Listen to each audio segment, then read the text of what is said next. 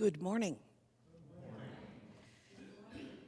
We are here today on the traditional land of the Matinacock people.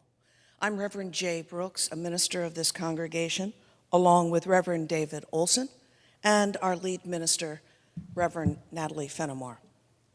In this congregation, we create loving religious community, encourage spiritual growth, and help to build a more just and joyful world. We gather each Sunday morning online and on site to create loving religious community together and to restore the balance of our spirits, to celebrate the joys of life and find the strength to meet our sorrows. And in the earliest meaning of the word worship, to consider ideas that are worthy of our time and attention. Unitarian Universalism is a religious tradition that values diversity and embraces the wisdom of all faiths. We use science, reason, and the gifts of the Spirit to explore life's mystery and meaning. In this tradition, we know that people need not think alike to love alike. And we have many ways of gathering in community. This weekend, many of our members are at the congregational retreat. I have seen some of the photos, and they seem to be having a great time and fully appreciating that special way of being in community. Next weekend, June 4th, there's another special way to be gathered in community, right here and online, the annual congregational meeting. There will be a lunch that day sponsored by our Board of Trustees. And I'm sad to say that today, with so many of our regular volunteers away, there's no lunch. But I'd like to extend our collective gratitude to the many people who have kept our Sunday cafe going all year. They're more than entitled to a Sunday off. This month, our learning and worship theme is creativity. For this Memorial Day Sunday, 3 of our Shelter Rock soloists have exercised their creativity by choosing a song that they will each sing that touches their heart, and I'm sure will touch yours.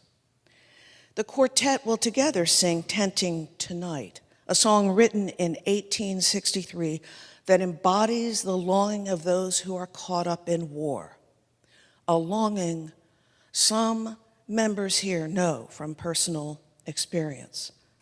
Will those veterans who are here today please raise their hands? Yeah, good. So thank you for your service.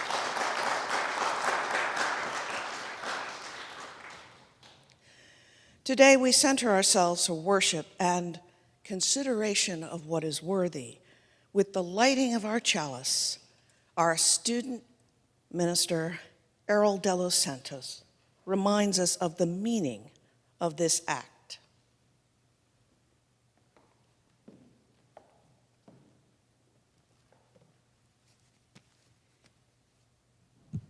Each Sunday, we light the chalice of our religious heritage.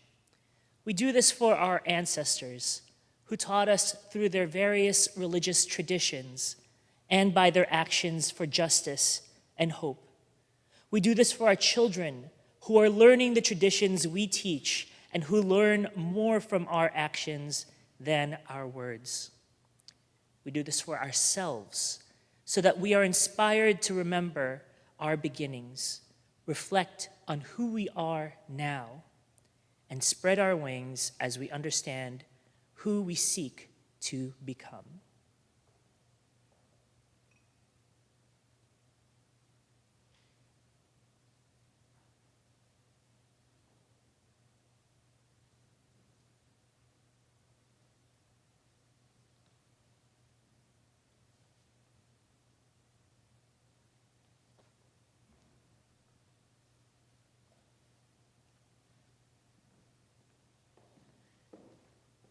Thank you, Errol.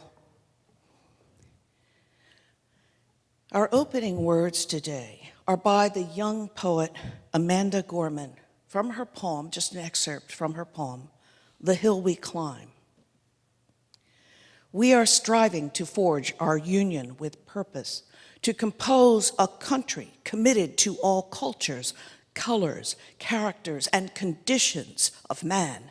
And so we lift our gaze, not to what stands between us, but what stands before us. We close the divide because we know to put our future first, we must first put down our differences.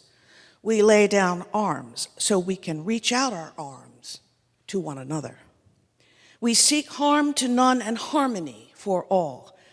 Let the globe, if nothing else, say this is true, that even as we grieved, we grew, that even as we hurt, we hoped, that even as we tired, we tried. Not because we will never again know defeat, but because we will never again sow division. Scripture tells us to envision that everyone shall sit under their own vine and fig tree, and no one shall make them afraid. If we're to live up to our own time, then victory won't lie in the blade, but in all the bridges we've made. That is the promised glade, the hill we climb, if only we dare. And now please rise in body or spirit and don your masks to sing hymn number 168, One More Step.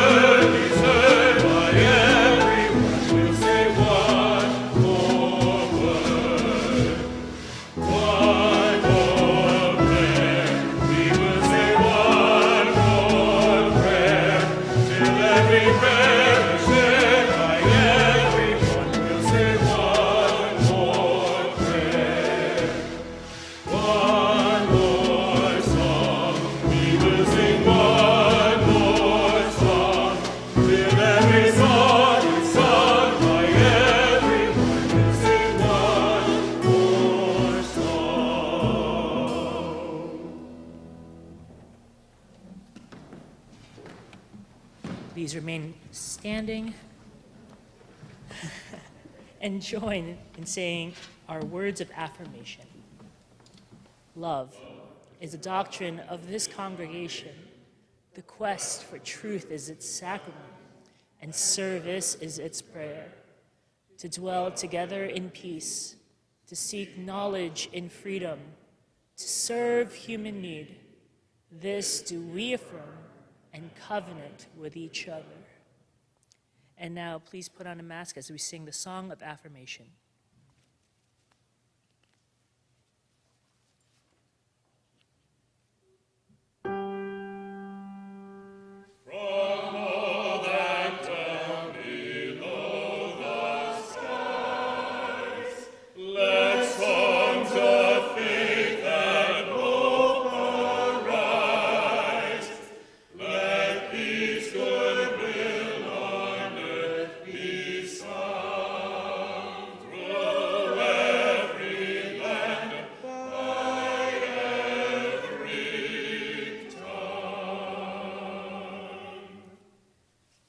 Please be seated.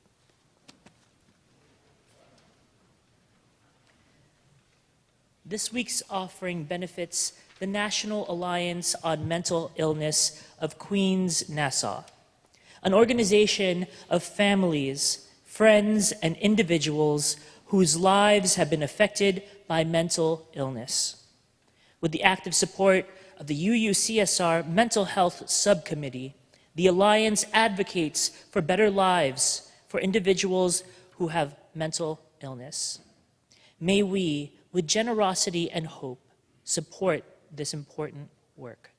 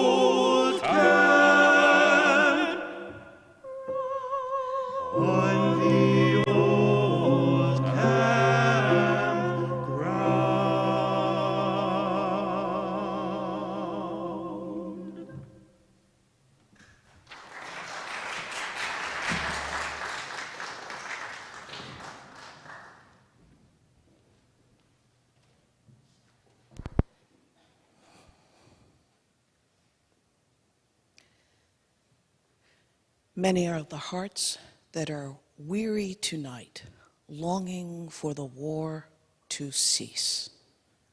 That's true in many places around the world today. And many are the hearts that have seen and felt things that they cannot ever forget terrible things. May our hearts go out to every person who has suffered through war. A special prayer today for Colin Woodhouse, who has been in the intensive care with a very impossible to diagnose infection. And he is now out of intensive care, but still in very, very frail health. So please, all of us, send your prayers and your love winging to Colin.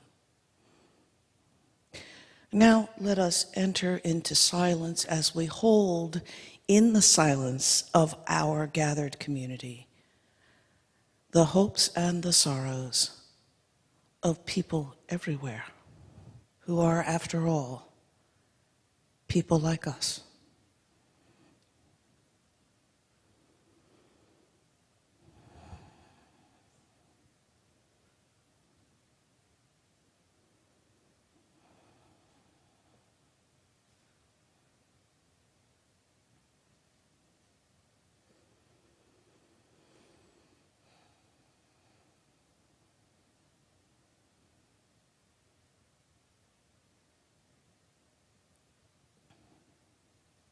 We close our silence with words from Barbara Peskin. Bless the poets and those who mourn. Send peace for the soldiers who did not make the wars, but whose lives were consumed by them. Let strong trees grow above graves far from home. Breathe through the arms of their branches. The earth will swallow your tears while the dead sing, "No more, nevermore, remember me." For the wounded ones and those who received them back, let there be someone ready when the memories come, when the scars pull and the buried metal moves, and forgiveness for those of us who are not there, and for our ignorance. And in us, veterans in a forest of 1,000 fallen promises, let new leaves of protest grow on our stumps. Give us courage to answer the cry of humanity's pain, and with our bare hands, out of full hearts, with all our intelligence, let us create peace.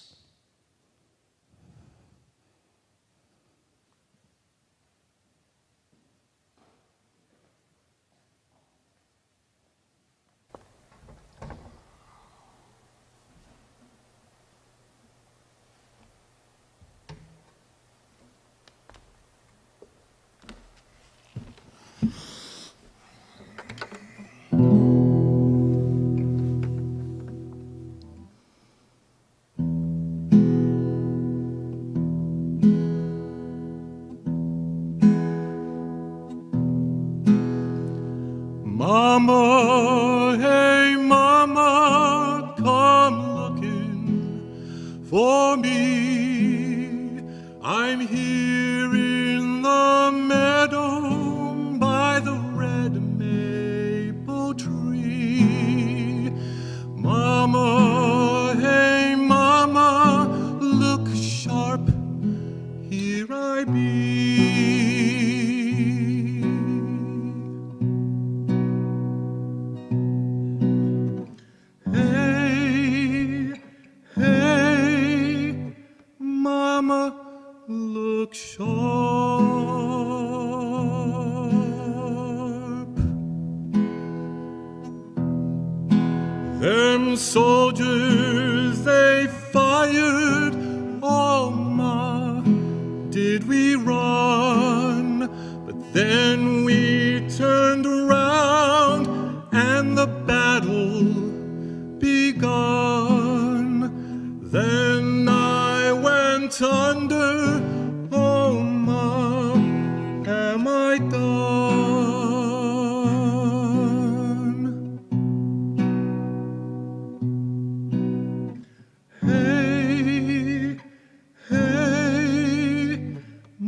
Mama, look sharp.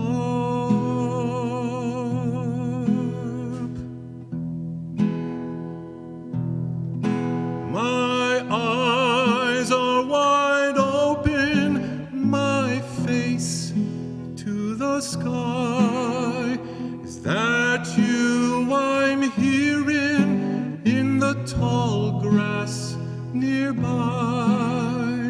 Mama, come find me before I do die.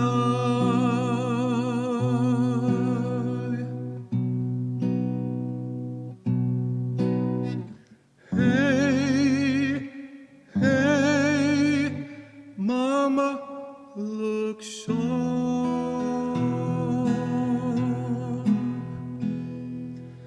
I'll close your eyes, my Billy, them eyes I cannot see, and I'll bury you, my Billy, beneath a maple tree.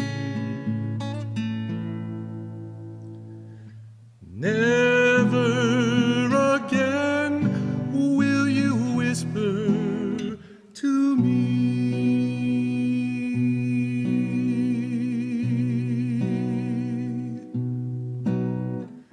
Hey, hey, Mama, look sharp.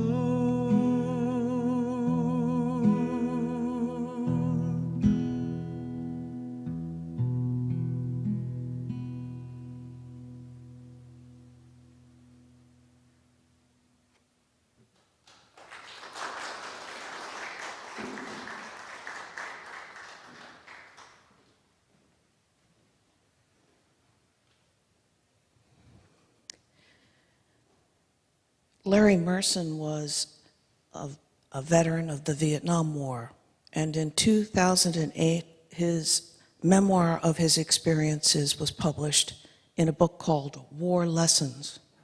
In this excerpt from War Lessons, John remembers his friend Larry, who died in action in Vietnam. Contemplating death was part of our lives as soldiers. We encountered death almost daily. We saw people who were dead and saw people dying, friends, enemies, and villagers. When we recovered from the shock of death, we talked about it. As soldiers, we wanted from death what we wanted from life, to be remembered. Looking at the possibility of dying, we wanted the people who knew us to actively think about us, to talk about us, to recall the memorable and ordinary things we had done, and keep these memories alive. When we talked about Larry Wynn, we knew we were doing what he and we wanted to do, granting a wish that he and we had made. By making his own wish come true, we were indirectly making our own come true.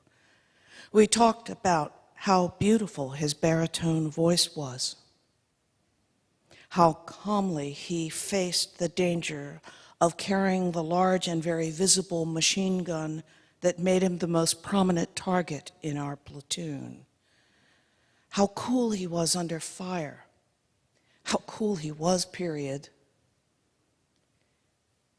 Veterans respond to efforts to memorialize our lost friends because the act of remembering is what the dead would have wanted.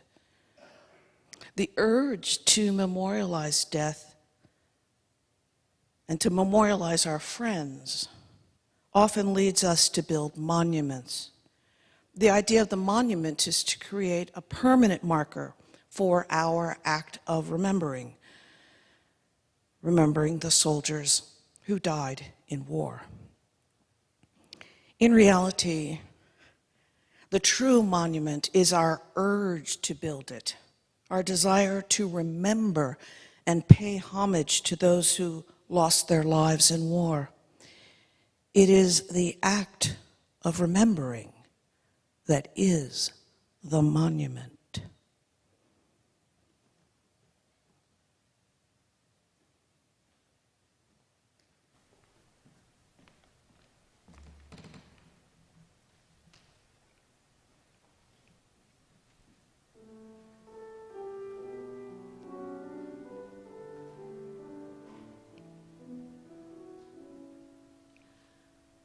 Oh, Danny boy, the pipes are calling from glen to glen and down the mountainside.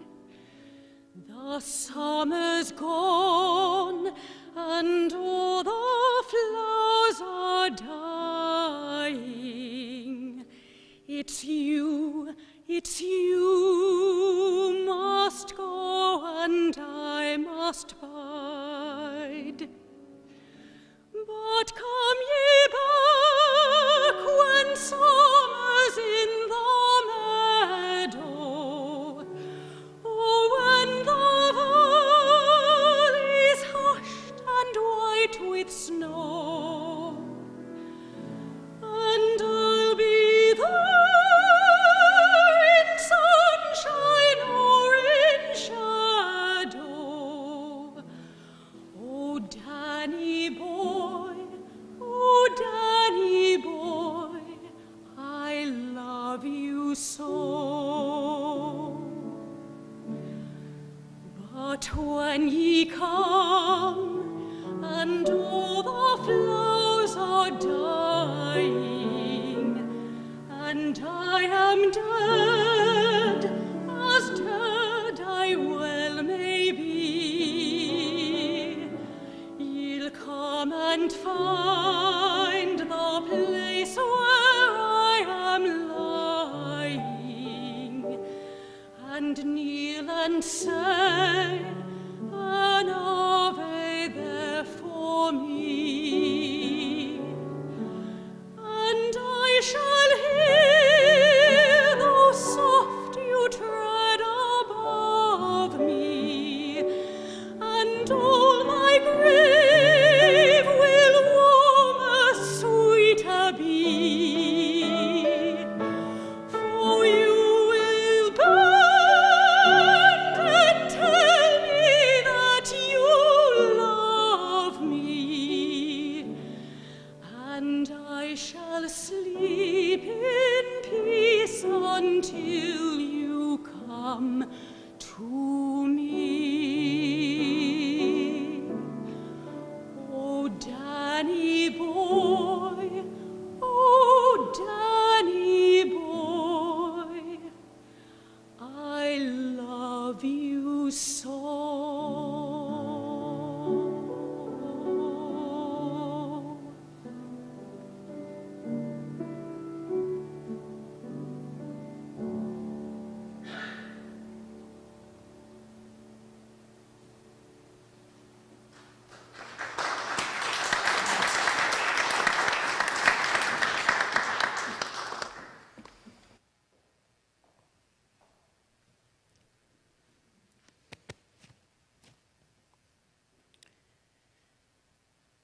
This reading is by Archibald MacLeish, and it's entitled The Young Dead Soldiers.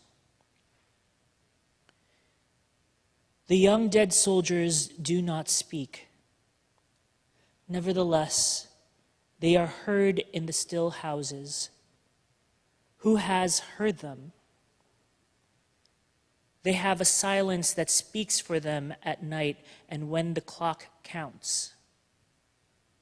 They say, "We were young, we have died, remember us." They say, "We have done what we could, but until it is finished, we are not done." They say, "We have given our lives, but until it is finished, no one can know what our lives gave." They say, "Our deaths are not ours, they are yours. They will mean what you make them. They say, whether our lives and our deaths were for peace and a new hope or for nothing, we cannot say. It is you who must say this. They say, we leave you our deaths. Give them meaning. We were young, they say. We have died. Remember us. Here ends our reading.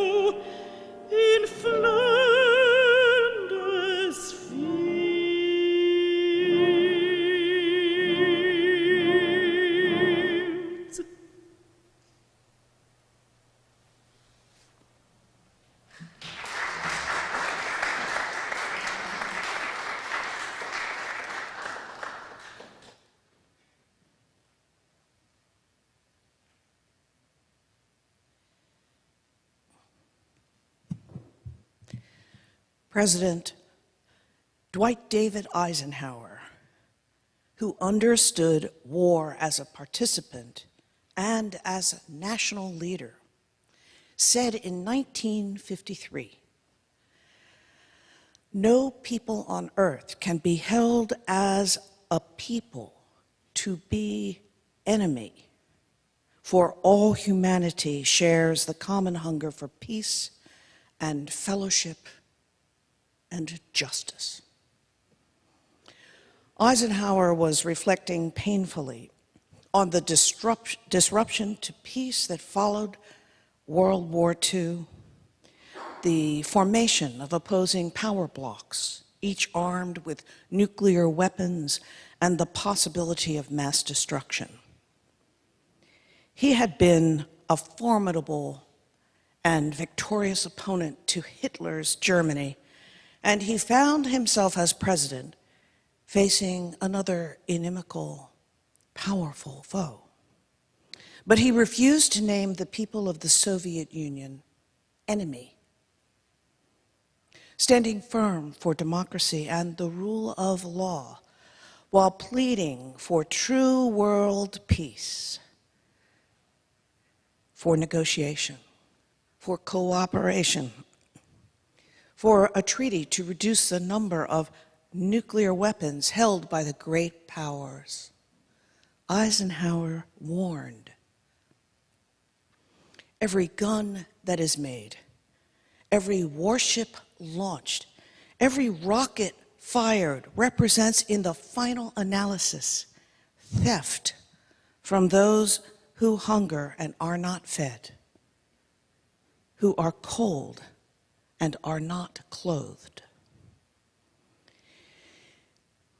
In Eisenhower's understanding of the causes and effects of war, he articulated an essential truth.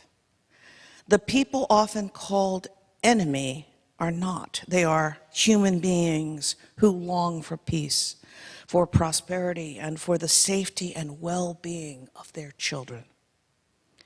By refusing to demonize the people or the government of the Soviet Union in his public offer of peaceful engagement, Eisenhower held out the possibility that together the great powers could transform the world.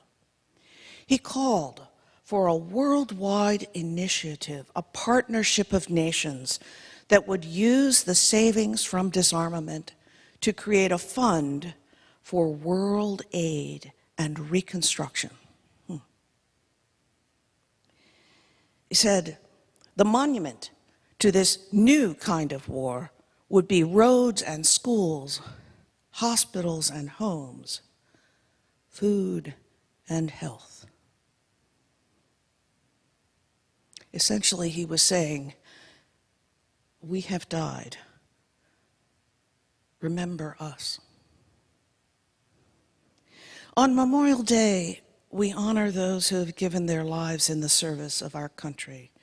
It is right, it is fitting that we do so. We often say that they have died to protect our way of life, not meaning fast food or reality TV or the overconsumption of natural resources, but those values that are so entwined in our perceptions that they retreat into the background. We are a nation conceived in liberty. Liberty protected by a written constitution, the first in the world. Liberty protected by democracy. Liberty protected by the rule of law. What Eisenhower proposed as a way to peace when the free world faced a powerful Soviet Union was an agreement to extend the rule of law to world affairs. He looked across the waters to people he might have called our enemies, and instead he challenged them to be our colleagues. He refused to demonize them. Many things have happened since he gave that speech in 1953. Today, from our vantage point, 70 years later, that era is history. The world has seen turmoil, pandemic. We've seen the fall of the Soviet Union and the rise of groups that are not nations, but nevertheless have the destructive capacity that in Eisenhower's time belonged only to nations. And we've seen wars across the globe waged by those groups and most recently by nations with seemingly no end. On this Memorial Day, when we remember those who gave their lives in the service of their country, let us also remember that it is we who decide what their sacrifice will mean. We, the living, must learn from our visionaries and our scientists, not merely to end war, but to bring peace, peace and a new hope, world community under a rule of law that respects all people. Does that seem impossible? President Eisenhower who knew the scourge of war, thought that it was not. He said, we must dedicate our strength to serving the needs rather than the fears of the world. That is true today. First, we must acknowledge the challenges before us. Yes, this nation, this world has a hill to climb before everyone can sit in peace under their vine and fig tree.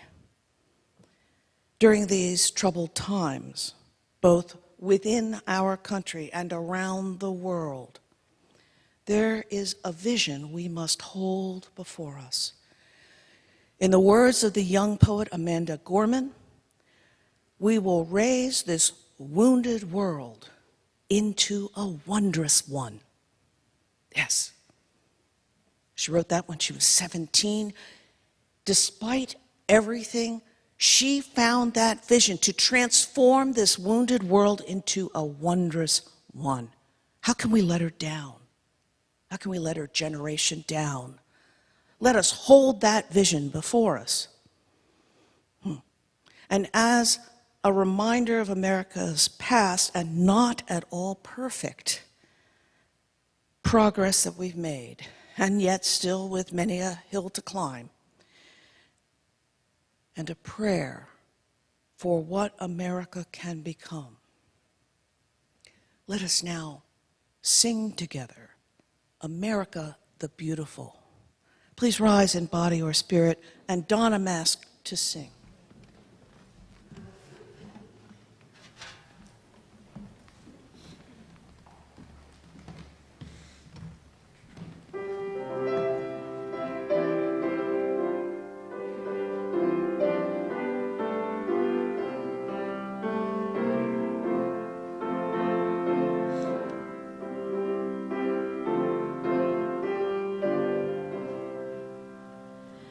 Oh, beautiful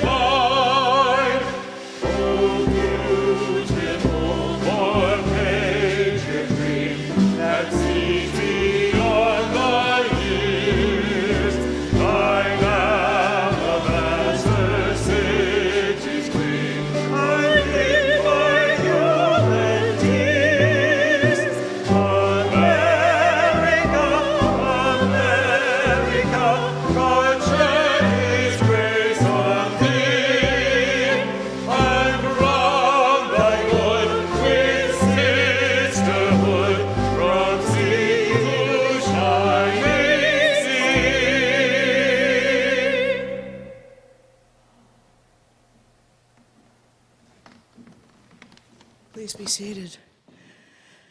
Our closing words are from Swords into Plowshares by Yehuda Amichai in Kol Hanisma Reconstruction Press. Don't stop beating the swords into plowshares. Don't stop. Go on beating them and make musical instruments out of them. Whoever wants to make war again will have to turn them into plows first.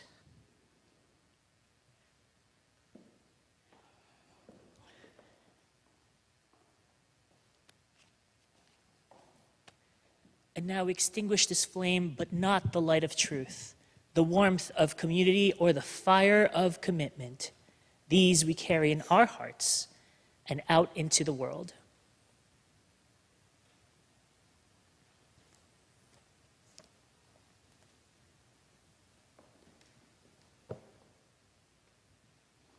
Go in peace as we listen to the postlude.